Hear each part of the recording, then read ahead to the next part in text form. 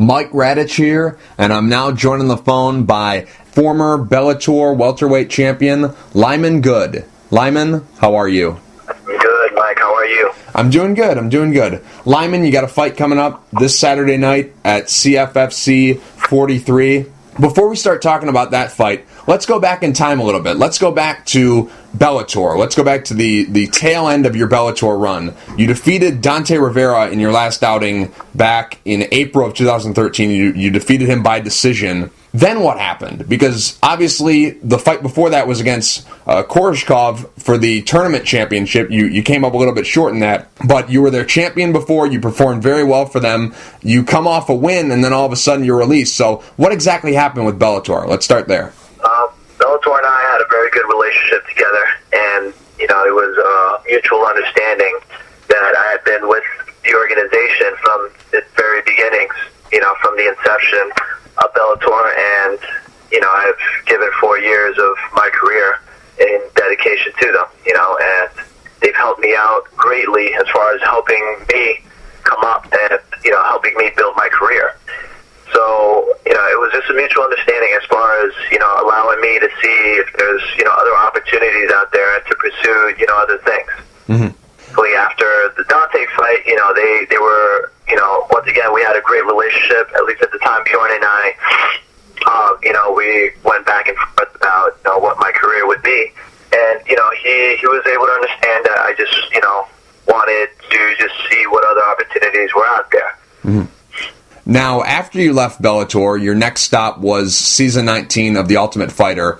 This is a two-part question. First part, whose decision was it to go on The Ultimate Fighter? Was it you or your manager? And also, why was that the trail that you went down? I think it was a culmination of decisions between my coaches, management, and myself. I figured, why not, I felt like I had nothing to lose other than the experience of going on a show and, seeing like how I would do in a situation like that. So I thought it'd be cool. Why not? I was already a free agent by then, so I decided to enlist on the TV show and and give it a try with that. Mm-hmm, mm-hmm.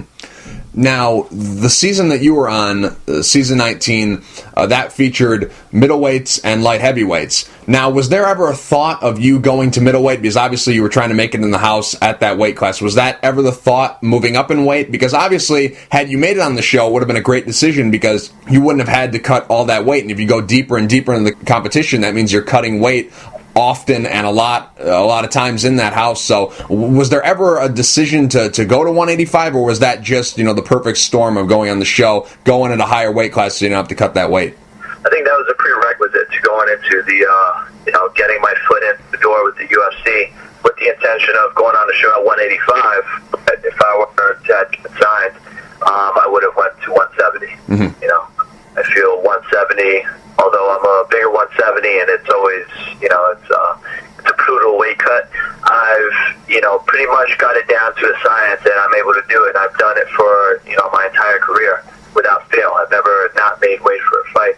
170 was definitely the idea after the show. Mm-hmm. But as far as the show itself, I thought it would be great considering that very often we would have to cut the weight a lot. Right. And I was factoring in performance, how I would be able to perform constantly cutting if I were to have done like a 170 show. So I figured a 185 would have been perfect. Right. Now, on the show, you fought against Ian Stevens and were defeated by decision. It was a 2-round fight because it was the elimination fight. What went wrong for you in that fight?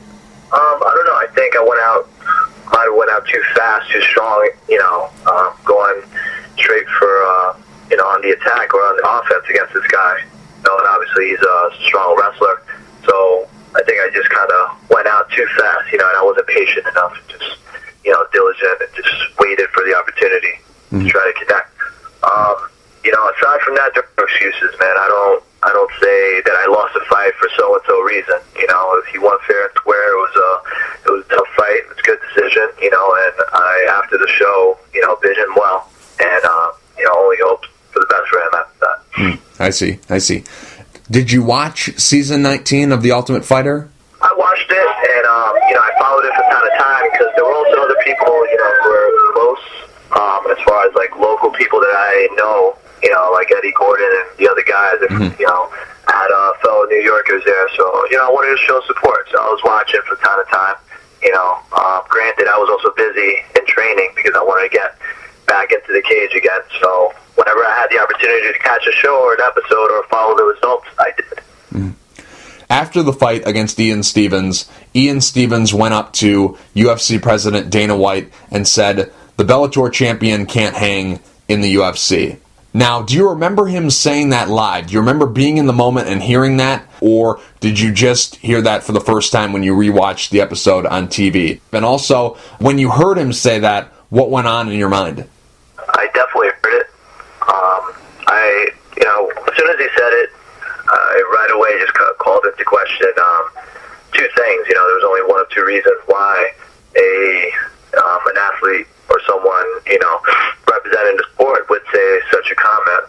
But, you know, one of them I thought maybe, you know, this guy's a fucking jerk, you know, whatever. Right. You know, and the others, of course, you know what, like, it's at the end of the day, it's still entertainment, you know, and we're putting on a show for people to watch.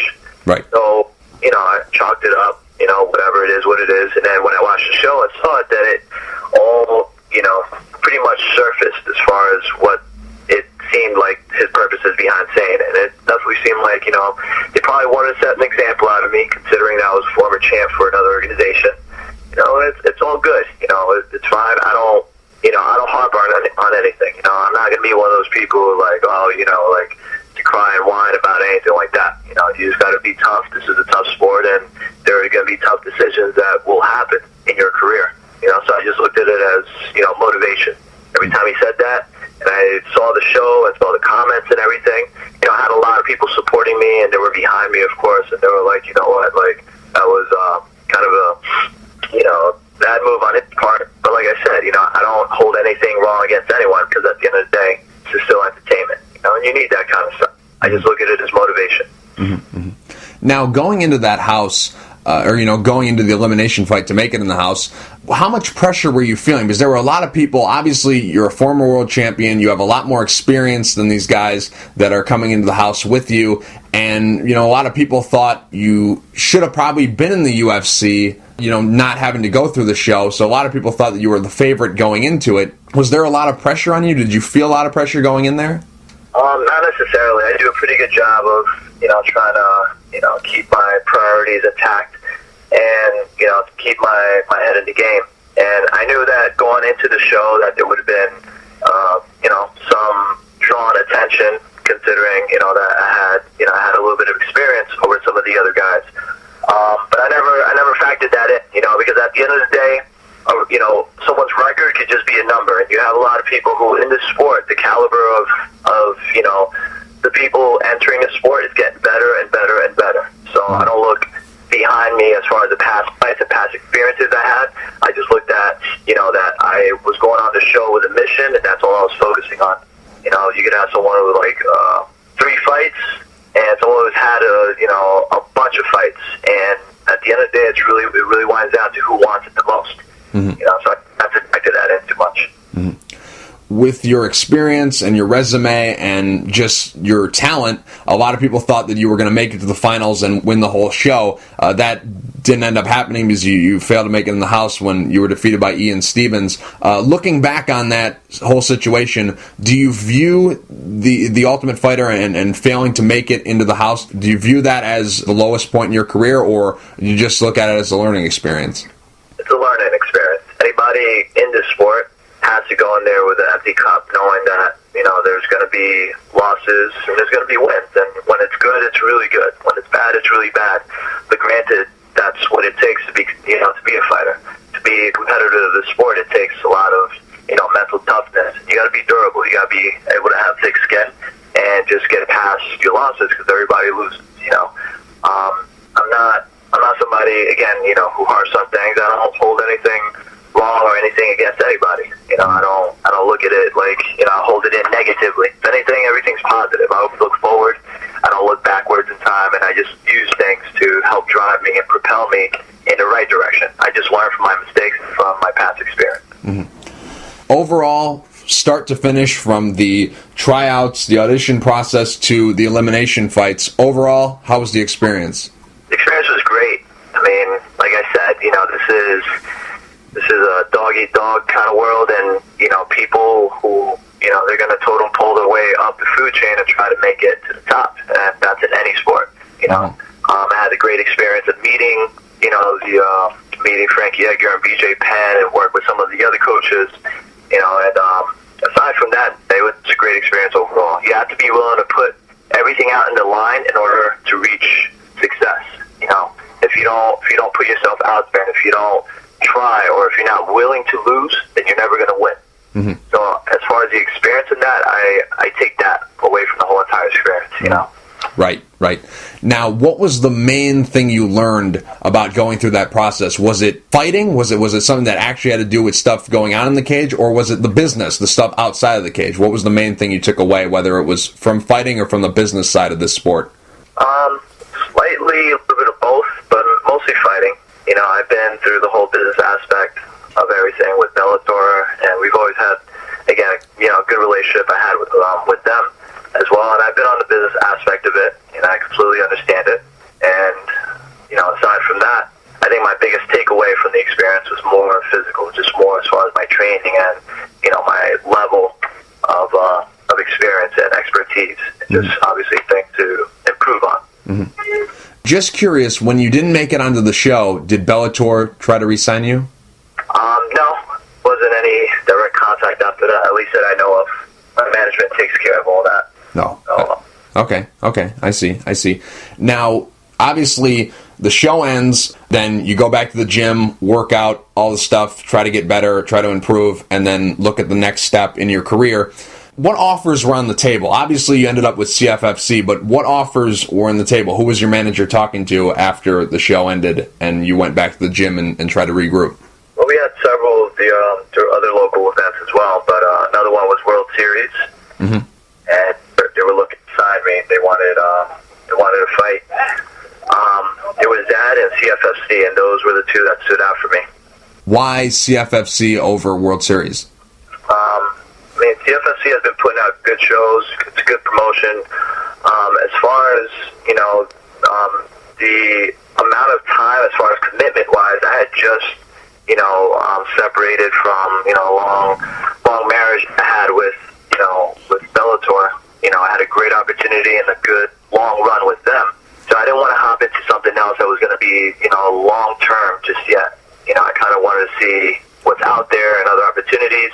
Considering that I fought for CFFC in the past and how great they treated me then, and seeing now how it's becoming, it's growing and it's a good brand, and they're also getting people signed, into bigger venues and, the bigger stage. I thought that was the best way to go, as far as in my career. Definitely. Now, it was almost 7 years to the day you made your return when you fought against Matt Secorp, as you fought against Doug Gordon at CFFC 5 in June of 2007, June 23rd to be exact, and so it's almost 7 years to the day when you fought against Matt Secorp. You defeated him by KO in the first round. 4 minutes, 21 seconds is the official time. That was at CFFC 36. How pleased were you with your performance in the fight? I was very pleased. Everything came into fruition, everything I trained for, and how I had planned it. It all came out, exactly the way I envisioned it. Now, going into that fight, was it just another fight, or did you feel pressure? Because obviously you had left Bellator, you wanted to get on the Ultimate Fighter, and things didn't work out. Going in that fight, was there added pressure? Were you feeling any added pressure, or was it just another fight, just like any other that you've had in your career? Well, it's never just any other fight, but at the same time, there wasn't really any pressure going into the fight. I think there was just a very acute sense of motivation going into this because of my past experience, because of what the outcome that happened with the Ultimate Fighter. So, as I said before, you got to use everything as fuel and ammunition going into your training camps. And I don't harp on anything negatively. Everything is positive, and it just propels me and helps me train that much harder for the next fight. So the past experience, as far as the Ultimate Fighter, just helped me to train hard, and it put a lot of things into perspective as well. But there wasn't really any pressure going into that fight. whether it was preparing for the fight or after the fight had happened and you had won the fight, did you ever think to yourself, what happened? Where do I go if I lose? What happens? Do you ever look when you go into a fight? Do you ever think about every scenario, or do you only picture yourself winning? Was there ever a time where you looked yourself in the mirror and said, you know what? Where do I go if I lose? Was that ever a scenario that crossed your mind? No, I don't think about that until if it ever happens. I feel a vision is one of the most important things to have in this game, and just in sports in general. Mm-hmm. And a man without a vision is a man who's not guided, who has no sense of direction as far as his career is passed. And I don't look at that. I don't think about the negative, or I don't think about, I see that as doubt. Right. Right. I don't doubt myself. Right. Go out there and that there's good opportunities for me, and that this is only going to be steps upward. Right. So there was never any sense of relief after the fight. It was just the same type of feeling you feel after all your wins. It was just, okay, it's a positive step. It's a move forward. It's another W in the win column. It was never like, oh my God, thank God I won this fight. Like, I don't know what would have happened to me if I lost. No, that to me just sounds like desperation. It sounds like you're trying to pull yourself back into, I don't know, like, you're just trying to get back into a win column. Your sense of purpose as far as your training and your fights suddenly become obscure. I feel like it's not put in perspective correctly. You got to go out there every fight as if it's the same way you treat it, like if it was your very first fight, your last fight. It shouldn't really change. The only thing that changes is just the magnitude of the fight itself, as far as who you fight. If it's a championship fight, if it's, who it's for, like those kind of things. Those things should affect, your vision of a fight. But as far as fighting, to try to get back number-wise on a win column, I don't fight that way. Right. I fight to win, and if I do win, I'm very appreciative of it, and I, know that I worked hard for it, I earned it. Right. And even in my wins, I still try to, break it down and try to dissect it and say, what could have I done better? I'm never fully complacent in my wins or my successes or anything. I always try to look at what I could do better and better and better, Right. Now, the Matt Secor fight, was that a number one contenders fight? Going into the fight, did you know, okay, if I beat Matt Secor, I'm getting a shot at the CFFC welterweight belt, or did the victory come and then they offered you a title shot like a couple days later, a couple weeks later? Was the title shot on the line going into it? Did you know that if you got that win, you would be fighting for a belt? No, I didn't know. I went into the fight just focusing on Matt Secor as my opponent, and that was it. I didn't go in thinking past him that there would have been an opportunity to fight for the title. Okay. Now, Lyman, one question I've always wanted to ask you, because obviously you've been at Tiger Schulman's for a very long time. You're a very big part of that gym because you're one of the instructors, but throughout your journey in this sport, have you ever wanted to go out and experience some of the other training? And have you, maybe I'm missing something, have you experienced other gyms? Have you been around, traveling this great country of ours, the United States? Because obviously there's a lot of great MMA here. Obviously you have Jackson's, you have Matt Hume, you have Faraz Zahabi, you have Javier Mendez, you have all these great trainers. Have you ever thought, hey, I just want to go experience this. I want to go travel around all these different gyms, pick the brains of all these great coaches. Have you ever had that moment? You know what? There's a great plethora of schools and coaches and a lot of platform for building a successful career for either a fighter or for a coach or for an instructor. But never did I look back and say, what if I've done it differently or went somewhere else? To me, in my eyes, I'm a very loyal dog, and I say to myself that Tiger Schulman's was the best thing that ever happened to me, because I think because of the relationship we had too, they took me in from the streets, man. I was a nobody when they first came in. I never forget where I come from, and they've done extremely well, and they've done everything they could in their power to help bring me up, to where I am. This to me is still the beginning, and I've never really looked around and kind of wanted to explore myself, although I have trained in the past here and there, cross-training, in preparation for fights. Right. As far as, leaving, going to another camp, I've never have, and I never will. My heart is with Tiger Schulman. That's my family, and, I do anything for them. Okay, I see. Now, coming up on November 1st, you're going to be taking on Jonathan Webb. What are your thoughts about him as an opponent? I think he's a very good opponent. He's a good name. It's a good fight to have. I'm very excited for it.